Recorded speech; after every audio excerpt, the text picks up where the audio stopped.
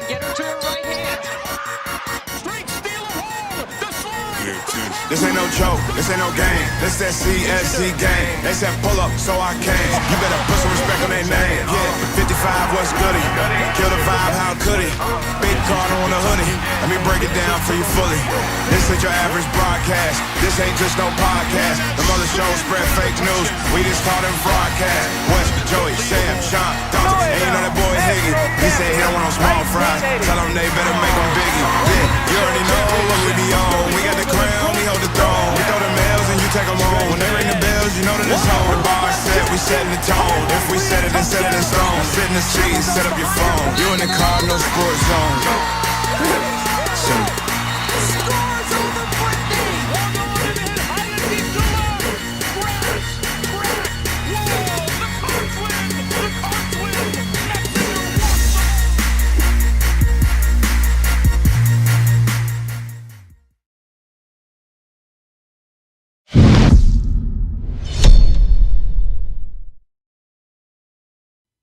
What is going on, everyone? Welcome into the first ever episode of Around the ACC with DP, a new show brought to you on the Cardinal Sports Zone Podcast Network.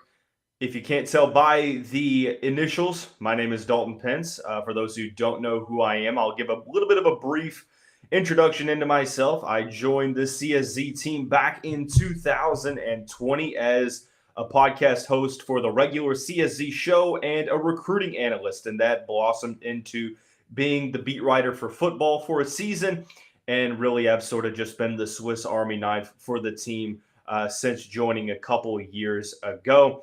This is a new show. One thing that we have envisioned for Cardinal Sports Zone is to create a Cardinal Sports Zone podcast network. You already have your regular CSZ podcast. You have Live with 55. Now we are introducing a new weekly show called Around the ACC with DP. Now, it feels pretty explanatory as to what this podcast is going to cover, but it's going to be more of an overview, a broader scope of the lens. Focusing on the ACC as a whole. I would say football because that's the sport that's, in season right now, but it's not just limited to football. Basketball, baseball, volleyball, you name it. This is Cardinals athletics. So everything that we talk about will be mainly in the broader scope of the ACC with conference implications, national implications, and much more, right? So it's not going to be more so as much game-by-game analysis talking about Louisville specifically, but how a certain matchup or a certain result affects Louisville from a conference standpoint. So what this will look like in the football season is we will discuss what is at stake each week for the Louisville Cardinals against an ACC opponent. We'll discuss the biggest riser and faller from the week previous. We'll dive into the tier list. We'll give you the games to watch for, while also discussing the most relevant stuff. Now, I know that this episode will be solo. Look, there's a lot of things that will be changed after this episode. For starters, if you're watching this, the graphic will be changed. There will be a different overlay. There will be a different intro video that's not just the regular Cardinal Sports Zone video, and much, much more. And another thing that will change is we will have guests not only from the CSZ team, not only from the media on the local scene here at Louisville, but also around the ACC, hence the podcast name. Man, I'm on a dad joke roll this Friday morning. Thanks for tuning in to the show today. Be sure to drop a like and subscription and drop a comment in the YouTube section below. So Louisville starts ACC play this weekend, tomorrow, 3:30 kickoff against Georgia Tech. Georgia Tech coming to the Derby City 3-1. The one loss coming to Syracuse. It felt like Georgia Tech was maybe a little bit better than advertised when they beat Florida State. Now, Florida State seems like legitimately one of the worst teams in the conference. And if they lose to Cal this weekend, sheesh, things could get ugly in Tallahassee. But anyways, Georgia Tech is still one of those mysterious teams that I have a tough time understanding just how good they are. Like right now, Louisville's a 10.5 point favorite.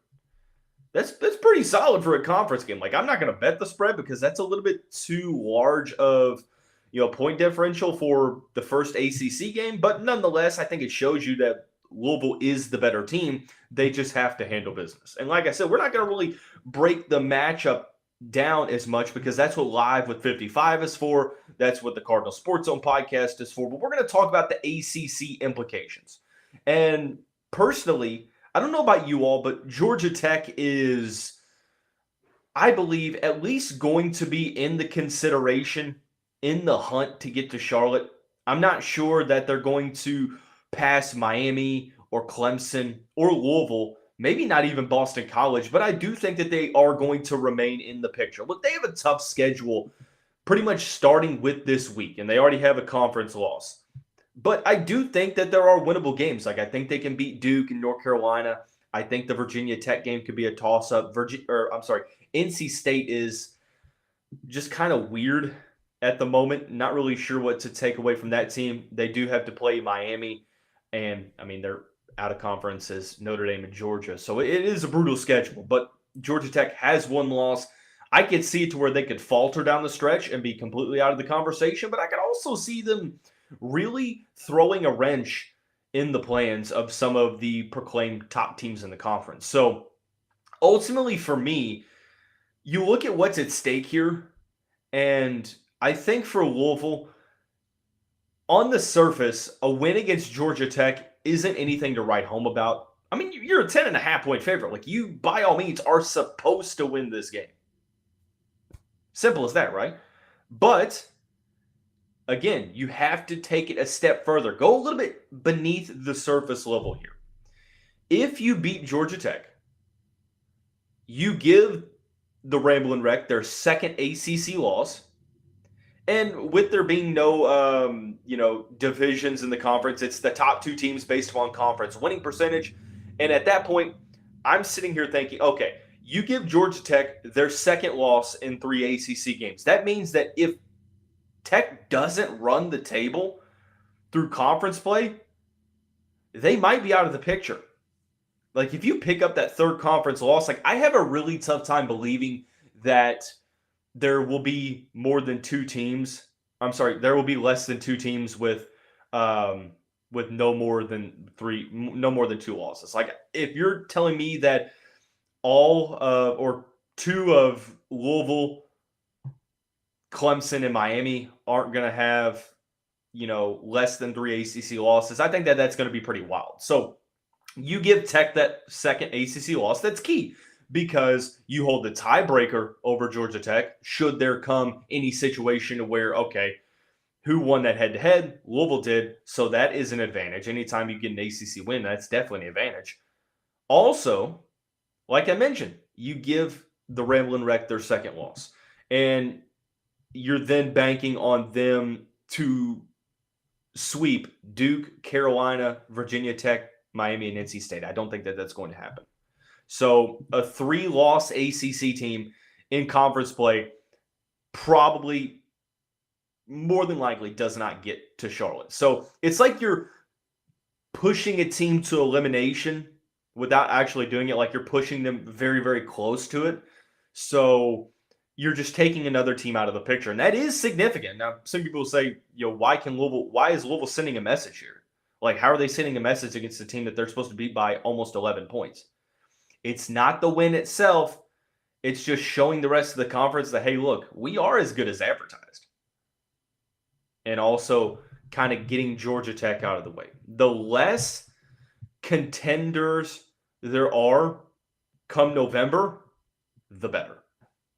So that's what's at stake with a win. But if you were to lose this game, let's play the devil's advocate here in this hypothetical. If you were to lose this game, you pretty much flip that argument on its head. Georgia Tech will have gained another ACC win. They'll be sitting very, very good at 2-1. They'll have the head-to-head victory against Louisville. And at that point, the Cardinals would have to succeed against Miami. They have Clemson on the road.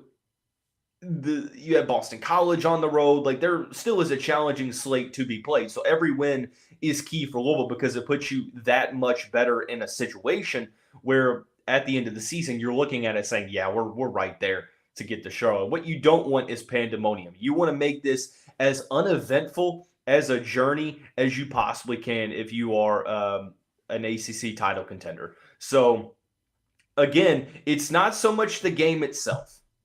It's what the result points to in conference play. And that's sort of the avenue that we approach on, that we're going to be approaching on this show, is let's go a little bit deeper than the surface level. Like, what happens with a win?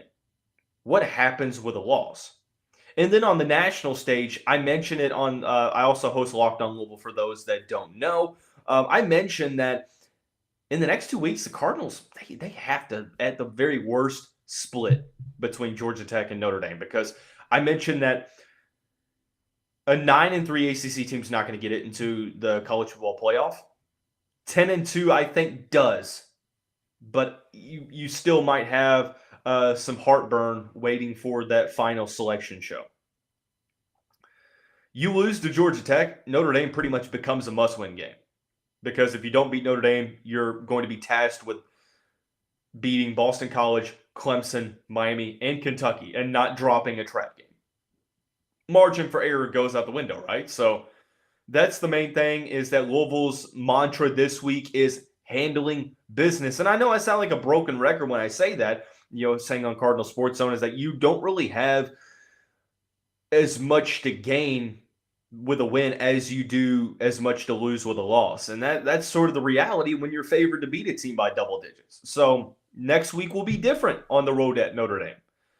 But when you're playing a team at home that you are, by all measures, supposed to defeat, that's where things get a little bit interesting, right? So that's one of the main things I want to get across here, is that every single game that Louisville plays, especially in football, no matter the level of competition, no matter whether it's a conference opponent or not, there is significance behind each game. The first two was handling business and passing the small test at the beginning of the year. Now you're coming off of a bye week. You have your first ACC opponent, and it's time to, once again, handle business against a team that you were supposed to beat by double digits.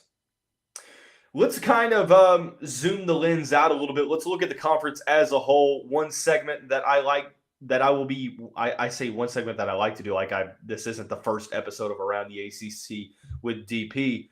Shout out to 55, Jeremy Wallman, with the name. He is the creator behind that name. I told him to give me a couple of options, and then that's the one that I went with.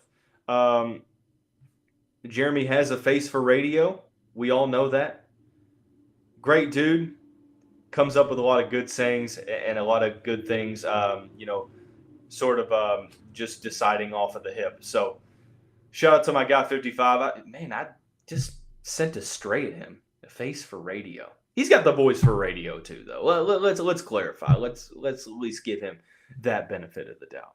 But biggest riser and faller from this past week in the ACC. Usually these episodes will be before Friday, so I do apologize on that. But this was a pretty interesting past week, and we won't stay too long in this discussion because we're almost to the next week. Well, we technically are. The biggest riser, I think, was Pittsburgh.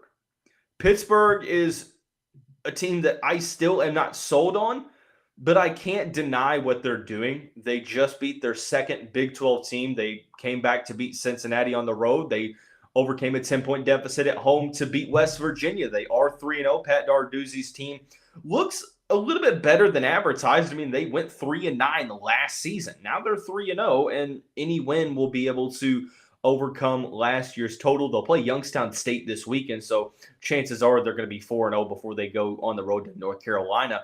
But they're the biggest riser for me. Eli Holstein showing that he's continuing to mature as a young quarterback in this conference. The Alabama transfer has been really good down the stretch in games, and they're the biggest riser for me.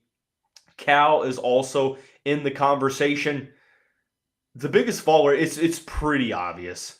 Florida State has had such a historically bad start to the season. Like, imagine your team going 13-0 and getting left out of the college football playoff. Like, that is like that's the most incredible slap in the face.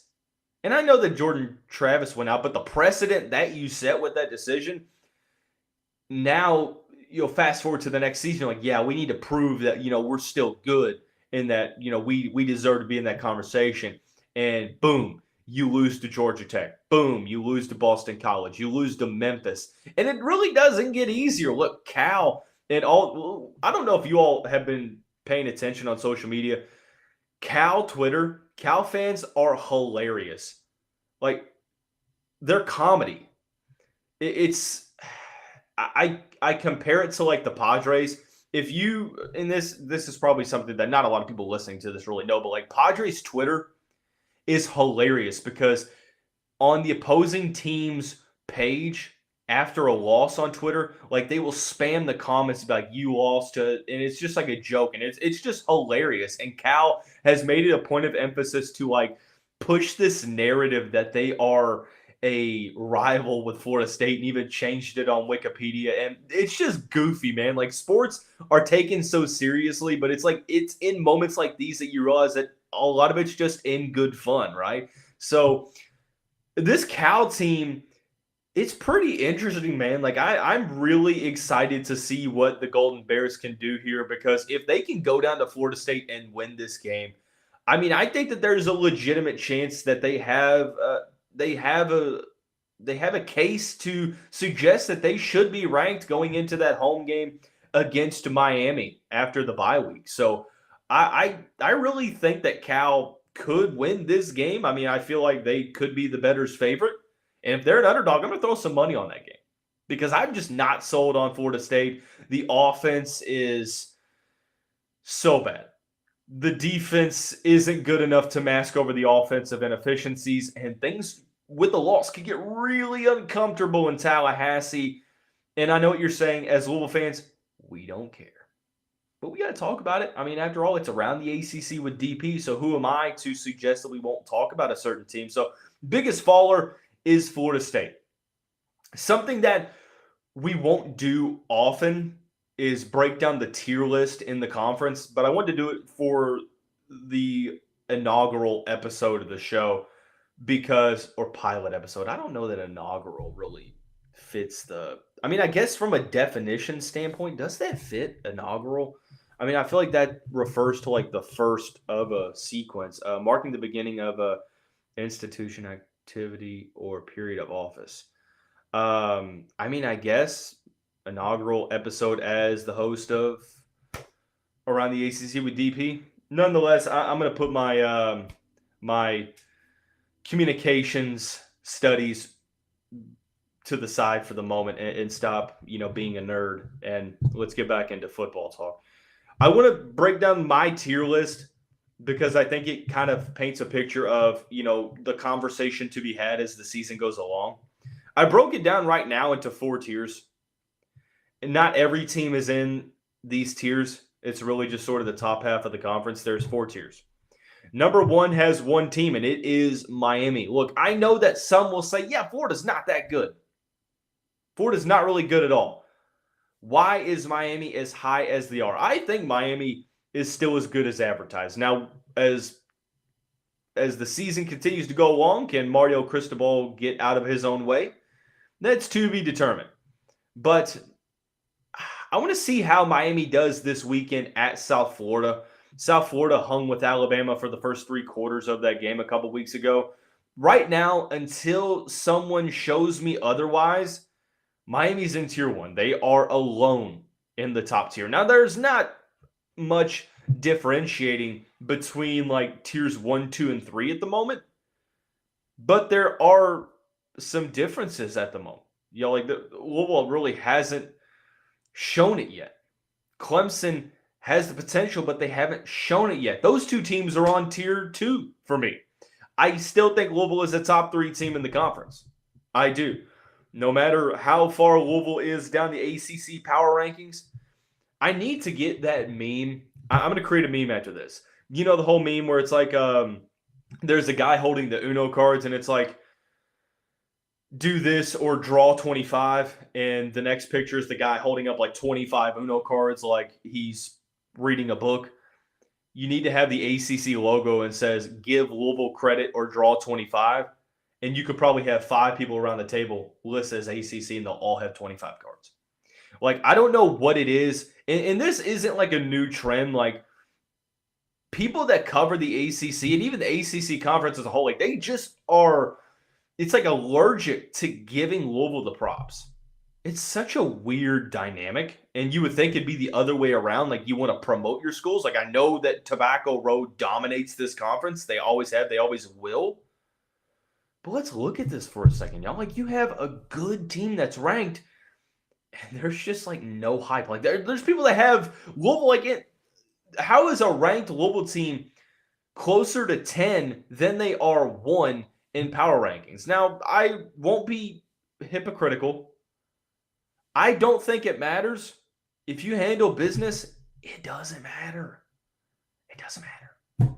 I don't know who needs to hear that. But I hope as you're enjoying this Friday or Saturday morning listening to this, that you don't let the everyday tasks distract you from the fact that it does not matter. Handle business. I guess the recognition will come. I mean, I am under the assumption that Quincy Riley could intercept 55 passes this season and still not be a first-team selection. It's the weirdest dynamic. I went on a little tangent to just suggest that Louisville is still a top 3 team. Until they show me that they are not, I'm not going to bring them down. So Louisville is squarely in the second tier for the moment. And Clemson is right there as well. Now, some people say, they lost to Georgia. Georgia is still a really good team. Now, offensively, who knows? But defensively, they're really, really good. Now, Clemson did answer with a huge 66 to 20 victory over App State. Cade Klubnik looked the part. App State, doesn't matter. Handle business. Now, they'll show what they can do against NC State. Now, NC State's not really that great of a team. Tennessee exposed them in North Carolina. Grayson McCall's not going to play. Clemson should win this game fairly handedly, but it's all about handling business. So those are the top 2 tiers for me. When you get into 3 and 4 is where everything gets interesting, because this team probably could have been in the second tier. But I'm one of those people that, like, I have to get a little bit more data on a team before I can make, like, a concrete assessment. And Boston College is the only team in tier 3. Boston College is tough to get a read on, because what's being displayed right now is that this is an ACC contender. Like, that's what's being displayed currently. Like, they beat Florida State again. That looks like a win over the worst team in the conference. They shut out Duquesne. The main test was going to be Missouri. And I know that they scored on a broken play, and offensively they didn't do a great job, but defensively I thought that they were respectable against Missouri. They only lost by 6 on the road. Like, that's against the number 6 team in the country, an SEC team on the road. Now, is Missouri as good as advertised? I'm not sure that they are defensively. I do think they have a good offense. Thomas Castellanos is Lamar-esque in the situation, or in the sense of he does so well with controlled chaos. Like, you never know what a play is going to contain or how it's going to unfold with Castellanos at quarterback. Sort of like with Lamar. Like, you just never knew. It's kind of like Johnny Manziel. It's a special type of quarterback that doesn't come around often. Like, not every quarterback is great with controlled chaos. Like Manziel was, Lamar was. I'm trying to think of some other quarterbacks that sort of fit that mold. Because truthfully, there really aren't that many. Like, in the NFL, you look. I guess Kyler Murray was definitely in college. I mean, in the NFL right now is Lamar, Josh Allen, Kyler Murray. I feel like I'm forgetting a couple players. Anthony Richardson is a player that does really well with controlled chaos, but Patrick Mahomes, the king of controlled chaos. And what I mean by controlled chaos is that he is at his strongest when you force him to improvise. Like, he's so good deciding on the fly.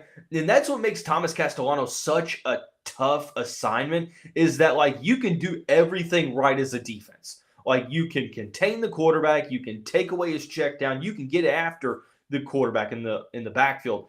But he can make a play that it's like, dude, why?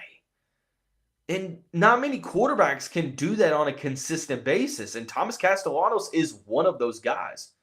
Bill O'Brien seems like he's tailor-made for that Boston College job. Like, he's a really good college coach. He has the ties to the local area.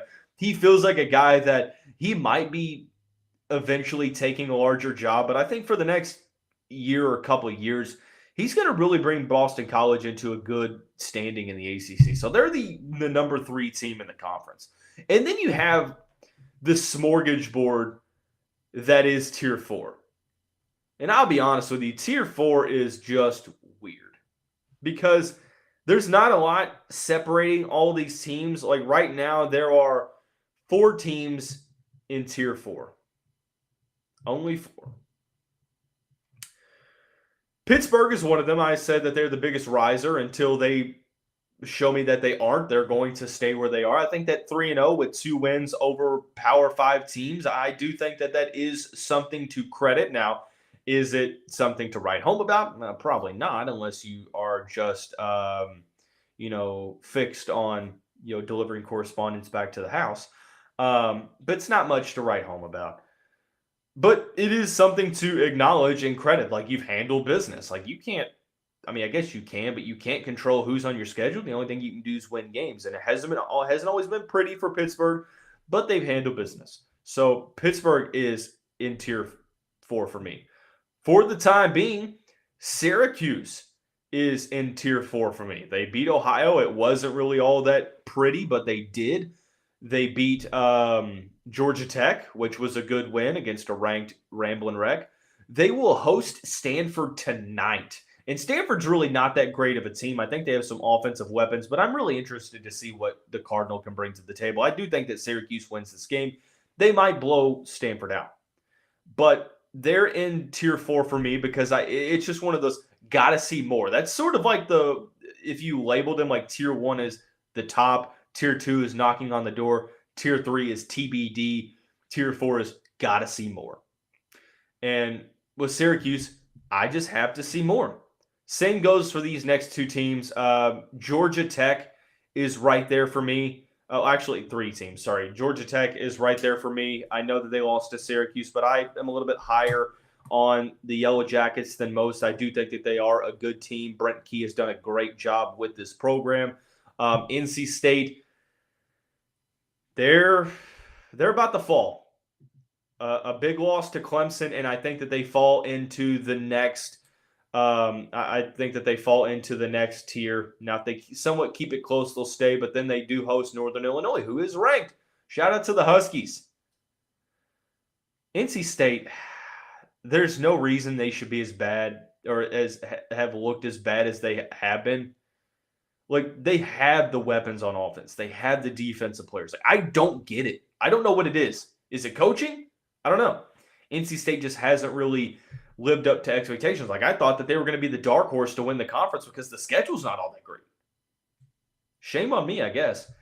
And the newest member to Tier 4 is the California Golden Bears. They beat UC Davis and San Diego State, both of those at home. They went to Auburn. War Eagle beat them on the road 21-14. Not easy to win in the SEC. Auburn, really hard to really tell what or how good Auburn is. Right now, they're 2-1. They have 2 wins over non-Power 5 teams. They'll play Arkansas this week, which I guess will give us a better glimpse. Hell, I don't know. Pitt, Syracuse, Georgia Tech, NC State, and California in Tier 4 for me. Peyton Thorne didn't really have that great of a game against California. I do think that Mendoza is getting better with each and every week. I'm really excited for the Golden Bears, man. Like Louisville doesn't play them, so as long as they don't interfere with the Cardinals' chances of getting to Charlotte, then hey, I don't care. But I'd like to see, just to hold the ACC image up. So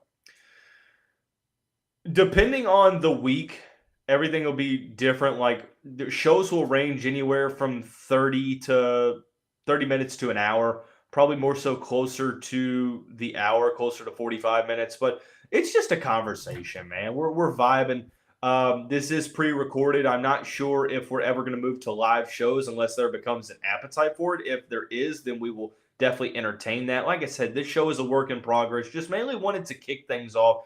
There's a lot of great stuff happening for the CSC Podcast Network that is now up to 3 shows. Spoiler alert, it won't stop there. So be sure to stay on the lookout. But we'll conclude every show with the games to watch. 3 games to watch that I think that are either going to have the most interest amongst the conference, what will affect Louisville, and much, much more. So 3 games to watch for. We spoke about the California Golden Bears. The first game to watch for is Florida State, California, mainly because it would give Cal a conference win. That would be key for them. It would make them 4-0. They might have a chance to get ranked.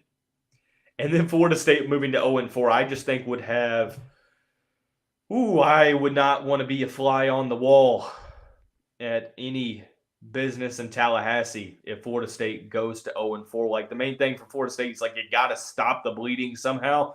You lose to California after all that trash that Golden Bears fans are talking right now.